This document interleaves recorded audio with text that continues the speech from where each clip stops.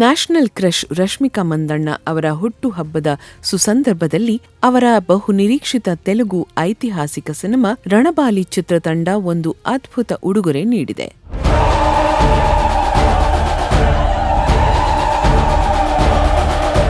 ಚಿತ್ರದಲ್ಲಿ ರಶ್ಮಿಕಾ ಅವರು ಜಯಮ್ಮ ಎಂಬ ಶಕ್ತಿಯುತ ಪಾತ್ರದಲ್ಲಿ ಕಾಣಿಸಿಕೊಳ್ಳುತ್ತಿದ್ದು, ಅವರ ಈ ಪಾತ್ರದ ಪರಿಚಯ ಮಾಡುವ ವಿಶೇಷ BTS ವಿಡಿಯೋ ಬಿಡುಗಡೆಯಾಗಿದೆ.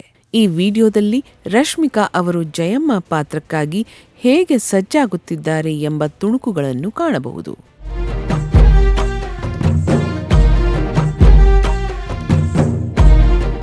ವಿಶೇಷ ಅಂದ್ರೆ ಚಿತ್ರದ ನಾಯಕ ವಿಜಯ್ ದೇವರಕೊಂಡ ಅವರು ಈ ವಿಡಿಯೋ ಹಂಚಿಕೊಂಡು ಐ ಲವ್ ಯು ಜಯಮ್ಮ ಎಂದು ವಿಶ್ ಮಾಡಿರುವುದು ಸಖತ್ ವೈರಲ್ ಆಗ್ತಿದೆ.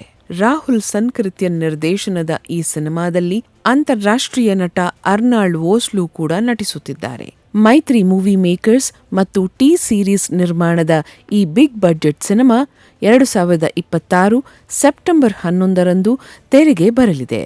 ಜಯಮ್ಮನ ಅವತಾರದಲ್ಲಿ ರಶ್ಮಿಕಾ ಮಿಂಚೋದನ್ನ ನೋಡಲು ನೀವು ರೆಡಿ ತಾನೆ?